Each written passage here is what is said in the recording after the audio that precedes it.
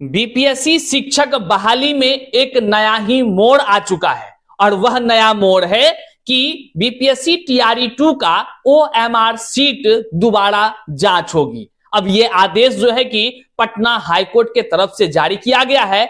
बहरहाल इसकी तमाम जानकारी हम आपको आगे देंगे, लेकिन अब एक बात को समझ लीजिए, जिस प्रकार से कह लीजिए एरोप्लेन के स्पीड में बीपीएससी शिक्षक बहाली को कराने का होड़ मचा हुआ था, अब ये होड़ पर विराम लगेगा और साथ ही साथ कहीं ना कहीं टीआरई 1 और 2 ये दोनों रद्द होने की स्थिति में कह लीजिए तो सीढ़ी दर सीढ़ी आगे बढ़ती जा रही है। इन तमाम चीजों पर हम बात करेंगे, साथ ही साथ आज हम इस चीजों पर भी बात करेंगे आखिर तमाम केस की सुनवाई हो रही है, भाषा आर्ता वाले केस की सुनवाई क्यों नहीं हो रही है, ये तमाम शिक्षक अभ्यर्थियों के मन में एक बड़ा सवाल बनकर उभर चुका है और लोग सोच रहे हैं आखिर बात क्या है, क्या वो केस खत्म हो गई या कह लीजिए तो तमाम केस की सुनवाई होती है, लेकिन जो है कि ये केस को आखिर क्या किया जाता है, आखिर जो आरक्षण वाला मुद्दा चल रहा है इन तमाम चीजों पर क्या होगा,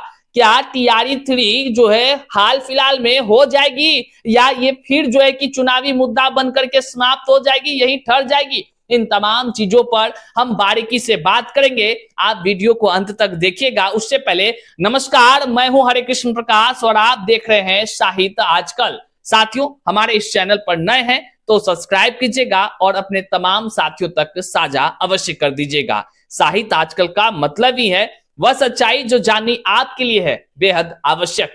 चलिए करते हैं सीधे मुद्दे की बात, लेकिन उससे पहले कहेंगे कि एक बड़ा कह लीजिए कि अब भूचाल आने वाला है। कह लें कि भूचाल आने वाला नहीं बल्कि आ चुका है और वह अपने द्रुत गति से अब आगे कदम बढ़ा रही है। जी हाँ साथियों, आइए हम तमाम चीजों पर आपको विस्तार से समझाते हैं।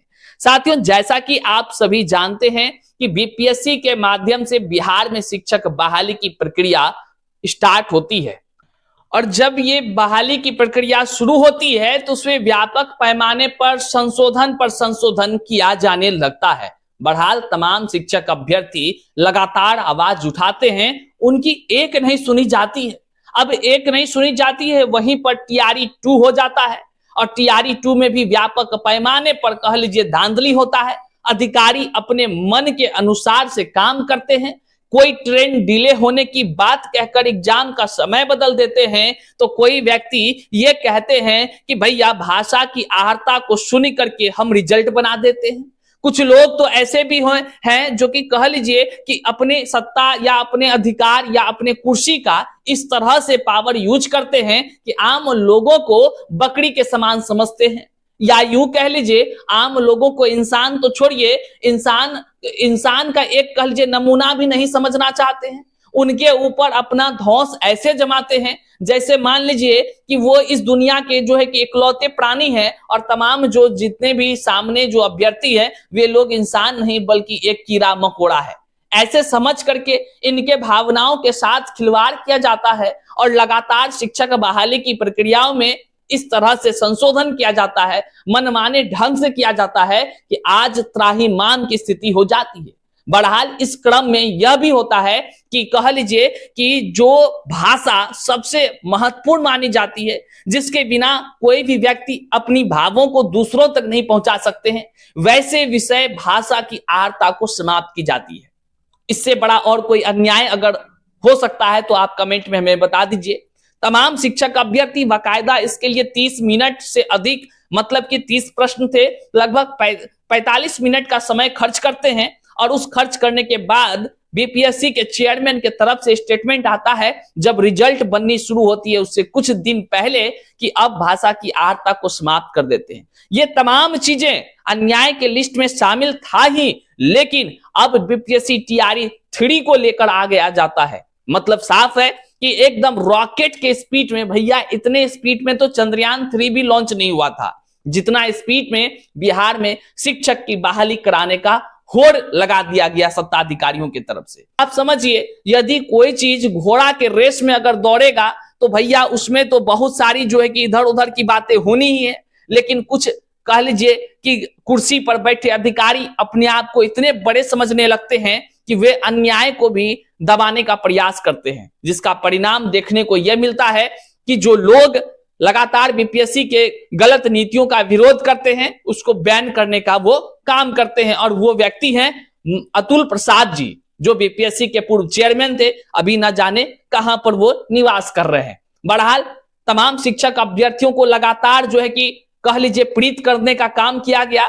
वहीं पर अब जो टीआरई 3 के एग्जाम शुरू हुई, एग्जाम में जो है कि उन्होंने व्यापक पैमाने पर कह लीजिए फर्जीवाड़ा किया। लगातार शिक्षक अभ्यर्थी कहते रहे, लेकिन कह लीजिए अभ्यर्थियों की बात सुनता कौन है। यहां सत्ताधिकारी भी कान में तेल दे के केवल अपनी चुनावी मुद्दे में लगे रहते हैं। तो वहीं पर जो है कि जो कुर्सी पर बैठे पदाधिकारी हैं वे इतने बड़े गद्दार हो चुके हैं कि उनके कानों तक जू तक नहीं रेंगती है। वे तमाम अभ्यर्थियों की दुख को समझना नहीं चाहते हैं, वे लोगों की बातों को समझना नहीं चाहते हैं, बल्कि इस शिक्षक बहाली के तले करोड़ों अरबों का धंधा में वे भी शामिल हो जाते हैं। अगर हम अधिकारी को शामिल कर दें तो ये कोई बड़ी बात नहीं है। क्यों नहीं है? क्योंकि इन्हीं अधिकारियों के शामिल होने की वजह से बीपीएससी टीआरई 3 में व्यापक पैमाने पर फर्जीवाड़ा होता है, प्रश्न पत्र लीक होते हैं। बकायदा झारखंड के कोहिनूर होटल में तमाम ऐसे जो कह लीजिए शिक्षक अभ्यर्थी के नाम पर कलंक अभ्यर्थी जो वहां पर प्रश्न उत्तर को रटते हुए नजर आते हैं। बकायदा ईओयू की टीम उसको वहां जाकर अरेस्ट करती है और फिर ले जाकर के जेल के सलाखों के पीछे वो डालती है। लेकिन कह लीजिए कानून का क्या स्तर रह गया है या किस तरह की कानून की क्या दावपेच है। वैसे लोग जो फर्जीवाड़े में गिरफ्तार होते हैं, बकायदा तमाम वो प्रश्न पत्र और उसका आंसर रटते हुए जो गिरफ्तार होते हैं, सबूत के साथ, सॉल्वर गैंग के साथ गिरफ्तार होते हैं, वैसे लोगों में से कई लोगों को फिर से छोड़ दिया जाता है। और बीपीएससी की करतूत तो देखिए वैसे लोगों को बैन तक नहीं करती है। लेकिन अब जो मामला मान लीजिए कि जांच की प्रक्रिया चल रही है, इस जांच में बीपीएससी टीआरई 3 की एग्जाम रद्द होती है, लेकिन फिर से जब टीआरई 3 की री एग्जाम का शेड्यूल जारी होता है, फिर से जैसा कि आप जानते थे कि 10 तारीख, 12 तारीख या कह लीजिए 20 तारीख सुनने में मिल रहा होगा कि एग्जाम होगी, तो वहीं पर पटना हाई कोर्ट से दो फैसला आता है। पहला फैसला अतिथि शिक्षकों को लेकर आता है कि अतिथि शिक्षकों के मामले में हाई कोर्ट से बीपीएससी टीआरई 3 री एग्जाम को स्टे लगा दिया गया है। पहले उस मामले को क्लियर किया जाएगा, तब जाकर के री एग्जाम का फिर से डेट होगा। ये तो आप कल के इस वीडियो में आप देख चुके होंगे, यदि नहीं देखे हैं तो देख लीजिए। लेकिन अब जो नया मामला है यह और हैरान करने वाला है। अब तमाम शिक्षक अभ्यर्थी अपने आप को ठगा हुआ समझ रहे हैं। यहां बड़ा बवंडर होने वाला है। ये क्या बवंडर है हम आपको बता दें। बीपीएससी टीआरई 2 को लेकर के पटना हाई कोर्ट से एक जजमेंट आता है और इस जजमेंट में कह लीजिए जो बातें लिखी हुई है ये बात आम अभ्यर्थी को पता ही नहीं था।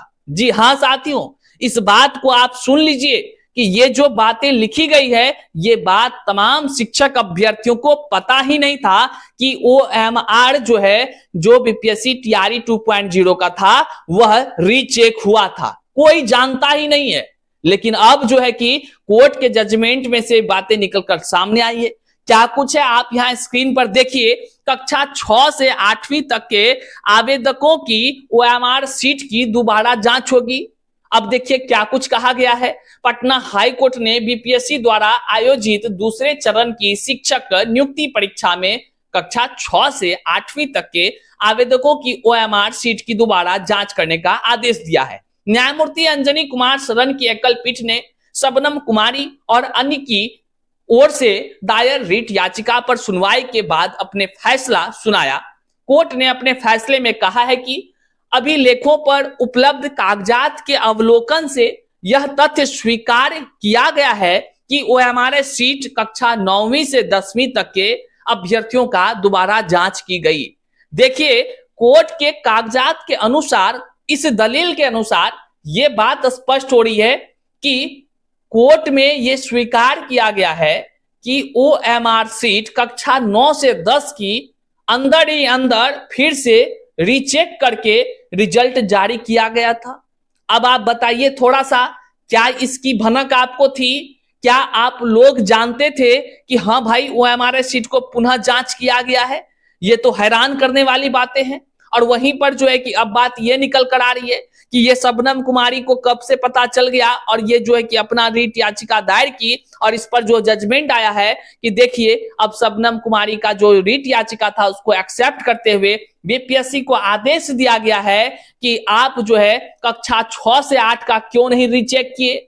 और इसमें जो कहा गया है, कोर्ट ने न्याय हित में आयोग को आवेदकों की ओएमआर सीट जिन्होंने कक्षा 6 से 8वीं तक के लिए शिक्षकों के पद पर विज्ञापन संख्या 27/2023 के लिए आवेदन किए हैं उनको 2 सप्ताह के भीतर दोबारा जांच करने का निर्देश दिया है। बहरहाल इसके पूर्व याचिकाकर्ताओं के वकील ने का कहना था कि बीपीएससी द्वारा अंतिम समय में ओएमआर सीट के उत्तर पुस्तिका का क्रम बदल दिया गया और जिसके कारण अभ्यर्थियों द्वारा राजनीतिक विज्ञान, भूगोल, अर्थशास्त्र विषय में दिए गए उत्तर के इतिहास का उत्तर मानकर मूल्यांकन किया गया।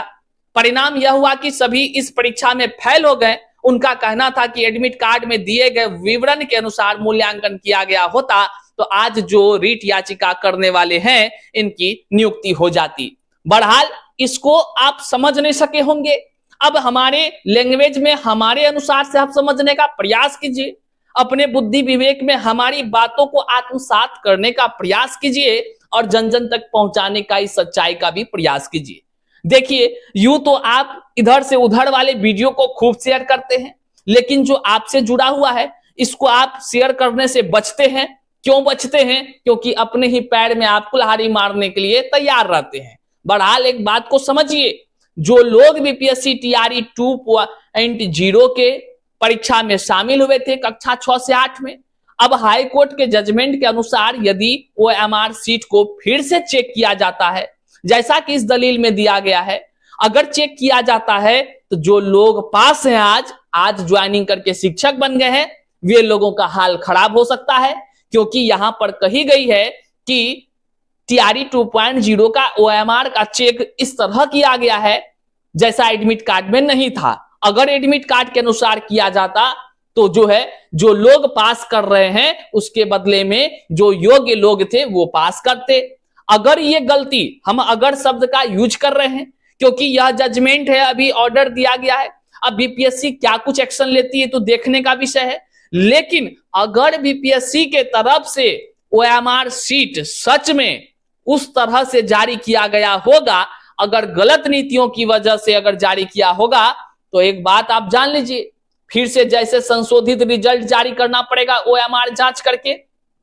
दोबारा कक्षा 6 से 8 का जैसे ही ओएमआर सीट जांच होगा तो अगर इस नियम के अनुसार होता है जो बाकायदा जजमेंट में कही गई है तो निश्चित तौर से बड़ा भूचाल आ जाएगा। चाल इसलिए आ जाएगा क्योंकि जो लोग आज बीपीएससी टीआरई 2.0 पास करके शिक्षक बन गए हैं, ज्वाइनिंग करके विद्यालय में पढ़ा रहे हैं, वैसे लोगों में से हजारों की संख्या में लोग फेल कर जाएंगे। और शबनम कुमारी के रीट याचिका में जिस प्रकार से बात कही गई है इसके अनुसार से वे लोग पास कर जाएंगे जो फेल हैं। बहरहाल आने वाले दिनों में ये समस्याएं बढ़ती हुई नजर आ रही है। लेकिन एक बात तो तय है, अगर इस तरह बीपीएससी किया है तो भैया बीपीएससी शिक्षक बहाली का कि रद्द होना एक एक करके कह लीजिए तो तय है। वहीं पर भाषा आर्ता के केस को लेकर तमाम शिक्षक अभ्यर्थियों के मन में असमंजस की स्थिति है। वे ये सोचना चाहते हैं कि भाषा आर्ता के केस की सुनवाई हो क्यों नहीं रही है, बाकी दुनिया भर के केस की सुनवाई हो रही है। भैया बात भी कहना बिल्कुल सही है क्योंकि वे लोग ही इस बात का सवाल उठा रहे हैं जो लोग उस केस से जुड़े हुए नहीं हैं। बेशक सही बात है, और ना ही इस चैनल से जुड़े हुए, क्योंकि भाषा की आर्ता हमारी केस है और हम इसको खुद देख रहे हैं। तो हमारे केस की क्या क्या बातें हो रही है, क्या अंदर की बातें हैं, वे तो लोग नहीं जान रहे हैं। हम आपको इस वीडियो के माध्यम से बता दें कि भाषा आर्ता की हियरिंग विगत पिछले दिनों 10 तारीख को होने जा रही थी, लेकिन कोर्ट में फिर से बेल वाला लिस्ट शामिल हो गया। इस कारण से दोबारा उसकी हियरिंग नहीं हो सकी है उस तिथि को। हालांकि उससे पहले एक हियरिंग हुआ था लेकिन दूसरी हियरिंग नहीं हो सकी। कोर्ट की अपनी एक प्रक्रिया है, बात को जानिए। और जो कोर्ट अर्जेंट डिसीजन लेती है कि हाँ अर्जेंट मैटर है, उसी को लेकर के कि छुट्टी के समय में भी कोर्ट में सुनवाई होती है। बस इस बात को समझिए, ये ओएमआर से संशोधित करने वाली या ओएमआर को दोबारा चेक करने वाला मामला था, अर्जेंट इस तरह का था तो उसकी सुनवाई फिर से हुई। हाल ही में हमारे ही एक केस में अधिक उम्र वाला केस जो था, अधिक एज वाला, उसकी सुनवाई इसी कोर्ट बंद के दौरान हुई है। और वहीं पर जो अतिथि शिक्षक की अर्जेंट मैटर थी, उसकी भी सुनवाई हुई है। तो इसलिए ये कोर्ट की अपनी प्रक्रिया है।